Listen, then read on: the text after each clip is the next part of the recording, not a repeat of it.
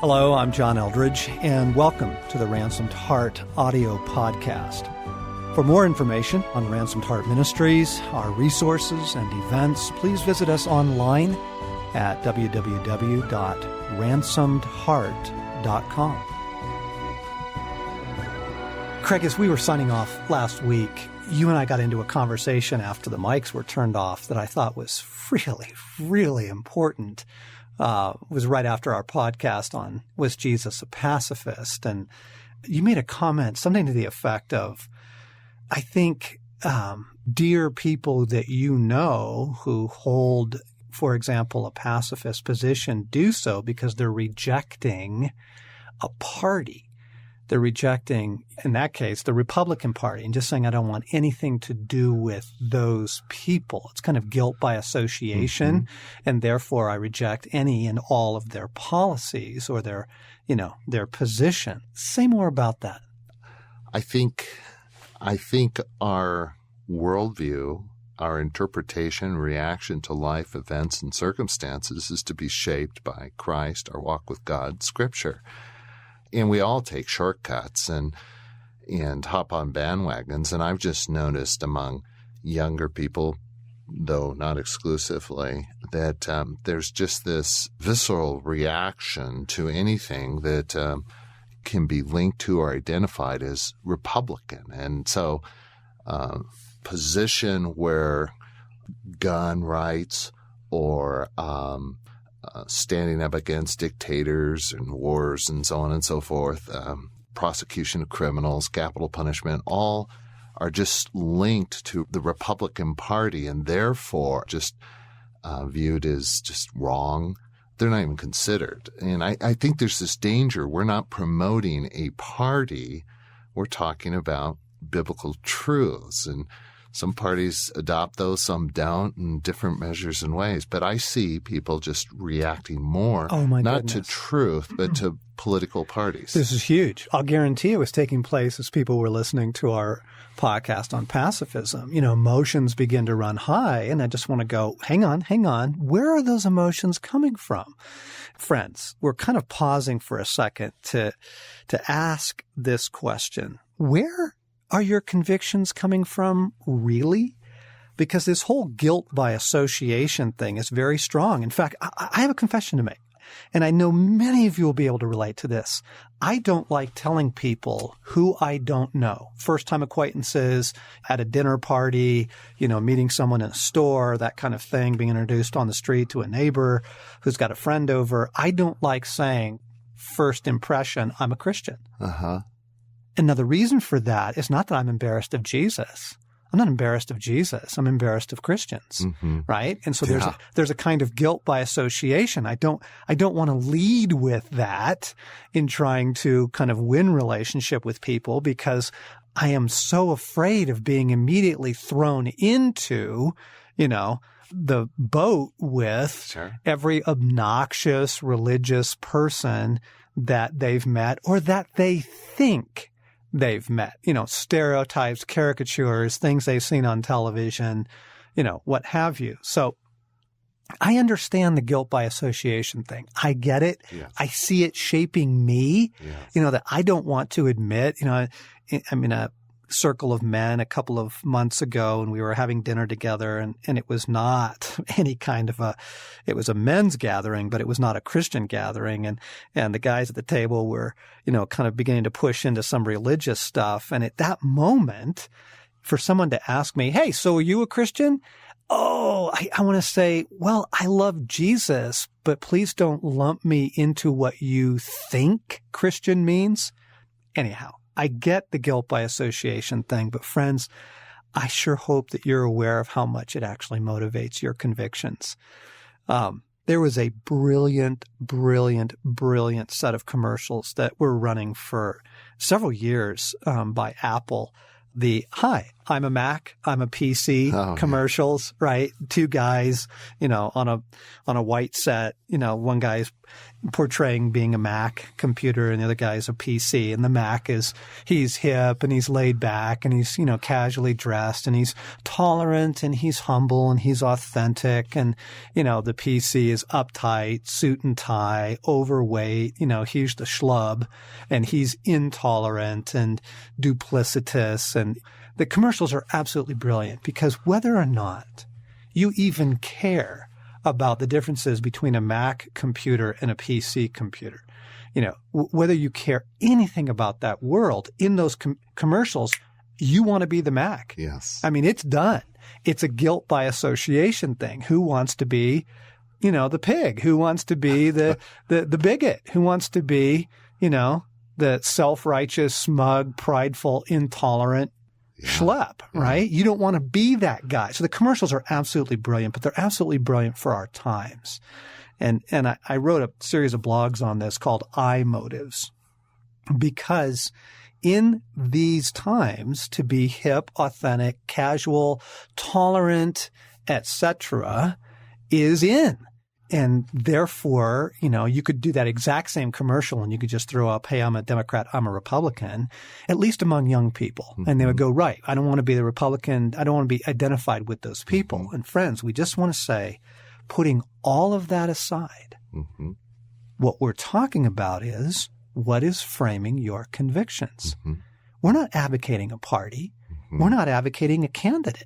What we're trying to do is push into what has formed your passionately held views of, gun control, homosexuality, same-sex marriage, war, terrorism, heaven, hell, the gospel, Jesus Christ, gender, masculinity, femininity, all these issues.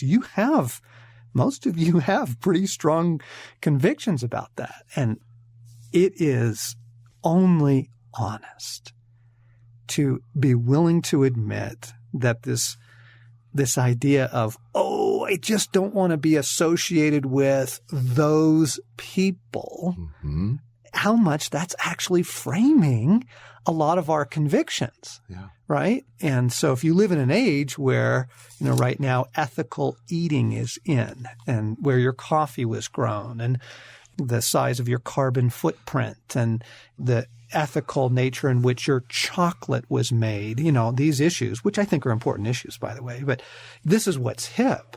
And so I just want to say, can you at least admit that by holding those positions, you are aware that you're endearing yourself to the hip and the cool, and to hold other positions like to speak out against certain forms of perhaps gun control or pacifism, let's say, put you at odds with the very people that you want to think that you're hip and cool. Please admit that this shapes you. It shapes me.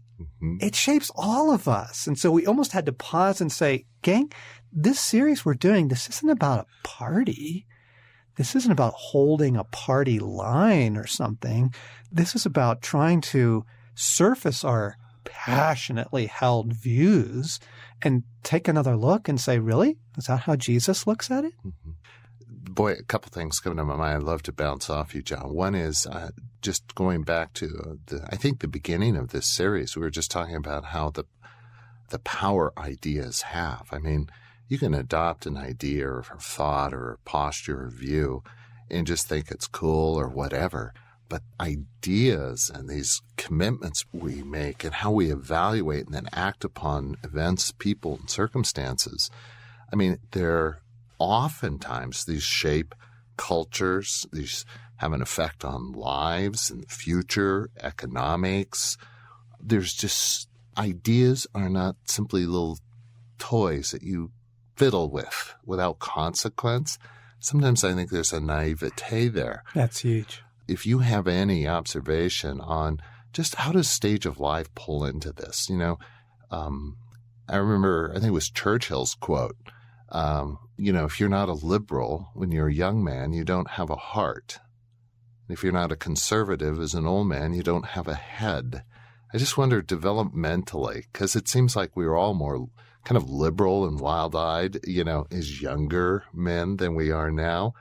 What is that? How does that play into this? Oh, I think this is really crucial because I think that there is a great, great revolutionary surge in the young heart. Mm-hmm. I think young men and women, particularly, high school years, and especially as they head off to college, I'm hearing the Les Mis soundtrack. Do you hear the people singing the songs of angry men? That revolutionary surge, I think, is a generational stage. And I think it's a really good one, by the way. And so you have, for example, right now, Tom's shoes and how kind of huge that movement is on college campuses. And, they're very, kind of the idea is, buy a pair of shoes and company will give a pair to a underprivileged person somewhere in the world. So that's very, very hip. It's very revolutionary. It's very in the face of the establishment and that kind of thing. And so issues of ethical eating or where you do your shopping or corporate America, that kind of, so you have this revolutionary zeal. I think that's really good. Mm-hmm. I really do. I think, but what happens is that gets hijacked, I think, and a really great zeal gets hijacked into positions that frankly are not very well thought through. Mm-hmm. Yeah, it was Churchill who said, a young man who's not a liberal doesn't have a heart. An old man who's not a conservative doesn't have a brain. Hang on, friends. Don't get upset by that. Just listen. I was on Prager's website last week, and he wrote a letter to young voters that would be worth reading. You can find it on his website. It's called A Letter to Young Voters. And he simply, again, in his very kind of unemotional, lucid way, he's just saying this. He says, look, in your experience, have you noticed that people tend to get wiser with age? And the answer is, of course they do, right? That the person who doesn't get wiser with age usually dies. Right? You're going to be a chain smoker. You're going to eat, nothing but fast food. You're going to, get yourself into ridiculous debt. You pay for it. Yes. And so life has a way of teaching us reality. It's called wisdom. And that's why we go to Grandpa to say, hey, Grandpa, I'm thinking about marrying this girl. What are your thoughts? The young man goes to the older man. The young woman goes to the older woman to say, oh my gosh, what do I do with these young kids? They're driving me crazy. Or, I want to pursue a career in law. What do you think, Grandma? Of course, you want the wisdom of ages. So yes, there is this, kind of progression, I think, and it has a lot to do with living with the consequences of your actions and beliefs. It really does. Like, yeah, you can hold to that, young idealist, but then you let that play out. And you just take, for example, oh my goodness, I wish I could remember that. It was either in the Washington Post or was the Wall Street Journal. There was an article. Do you recall this it was From Women to Women. And they were talking about, I think it was a Harvard symposium where they were saying, you know what, as young idealist women in the 60s and 70s, we embraced the free sex ethic, the let's drop sexual mores and let women, make free choices sexually. And now that we've lived with 40 years of that, what the older women were now saying was, we're actually the ones who paid. Women were hurt by that more than anyone else. And so here you have the, kind of the revolutionaries of the 60s, 70s college movement, and free open sexuality, let's drop all sexual mores. Now, 40 years later, saying that was a really big mistake. We actually got hurt by that more than anyone else. Yeah. So yeah, there's something about living with the consequences of your actions. Yeah. And friends, just because a position's held by a party, don't let that be a reason to hold it or reject it. Yes. It was a different subject, John, but who was it you've quoted several times, and I really buy into it. It says, don't let your theology be a reaction. Yeah, Schaeffer. Yeah, just don't let your worldview, your mind, your thinking, your positions be a reaction. Yes. They have to be based on something more than just an emotional or visceral kind of reaction. Yes. Let me come back to the whole guilt by association thing, because it's just huge, gang.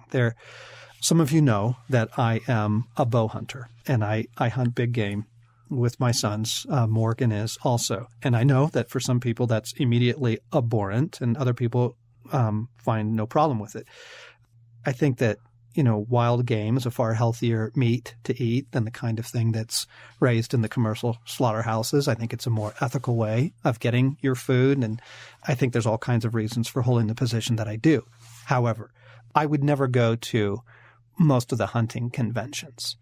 Mm-hmm. Yes, the majority of people there I don't want to be associated with, because there's a culture, there's a posture, there's an attitude to some hunters that I find utterly repulsive. And unfortunately, they tend to be the caricature that the culture holds about hunting. And so when I'm in San Francisco, Boston, Berkeley, when I'm in hip urban areas, New York, do I want to admit to people that I'm a hunter? Of course not, because the immediate associations are, you're one of those heartless, ruthless, reckless abusers of the natural world, which I'm not, gang. You got to deal with this. Just because a position is held by a certain party, whether that be the libertarians or the Democrats or the Republicans or the communists or what have you, just because it's held by a certain party doesn't make it right or wrong. Mm-hmm. And just because your cultural context finds a certain position to be absolutely just unthinkable is frankly no reason whatsoever to reject that position. I just kind of want to come back to what's forming your convictions. Yes. And your politics, frankly, as we head into an election fall. Of course these things matter. Of course they matter, right? But let's not go to I'm a Mac, I'm a PC, right, and operate based on hip, cool, trendy, now, wow positions, which, frankly, Scripture does not support. That was Skid. John and I both hope that you're enjoying this series and you're finding it stimulating, and that you find yourself just drawn to God, just asking Him, Lord, what are you saying to me through these questions, through this conversation, through the issues raised, through the emotions I'm feeling? We'd love for you to access all of our resources, and you can do that by going to ransomedheart.com. And so for John Eldridge, this is Craig McConnell thanking you for continuing with us in this series, and we hope you'll listen in next week.